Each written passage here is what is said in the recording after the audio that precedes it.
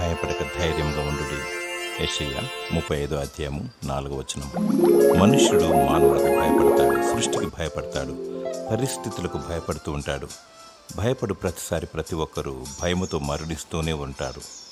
మరణ భయముతో అనారోగ్యం ఉందని, లేక అప్పులున్నాయని, మరియు శత్రువులు హాని చేస్తారని భయపడుచున్నావా? భయపడక ధైర్యంగా ఉండము. నిన్ను పిలిచినవాడు నమ్మదగిన దేవుడు. నిన్ను కాపాడువాడు కునుకడు, నిద్రపోడు. అనేక భయాల నుండి ఆయన విడుదల దయచే.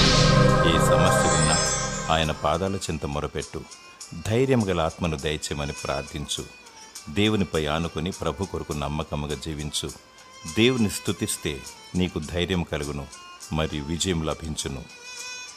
దేవుడు నీకు ఆదరణ, నెమ్మది మరియు ధైర్యం గల ఆత్మను దయచేయునుగాక. ఆమేన్.